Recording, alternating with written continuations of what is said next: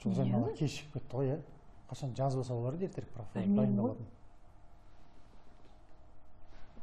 Бағлан, менің көзіме бір көрініп отыр. Қандай бір? Жан, мына жерде тұрады ғой? Жоқ қой, Жұлдызай. Бағлан, осы жолда Айгүл бір қояды бізге көресің ғой. Неғып үйістесіңдер, сен аффирмацияны дұрыс жасасай, бал деген бір болуы мүмкін, бірақ ол шынымен бірінші орын шығар мүмкін.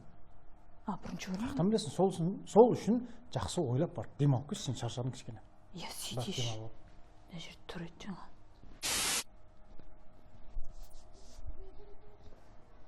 Менді шаршайын дедім ба? Жақсылыққа жүрейін құрсыншы. Жұлдызай! Ал, дайынсыз ба? Дайын, кеттік. Жауады майда, майда, майда, майда, майда жауын. Қалады қайда, қайда, қайда, қайда жастық жалын. Жауады майда, майда, майда, майда жауын. Не айтып отырсың? Несі бар? Не? Дайындалып отыр ғой. Мәссаған, неше Айгүлдің бір қоятындай бар екен ғой. Сен болсаң ренжіп жүрсің. Қойшы, ол кісі қамшылау үшін қоям деді ғой. Өстіп даусым жіңішкеріп кетеді. Қош сен де бір.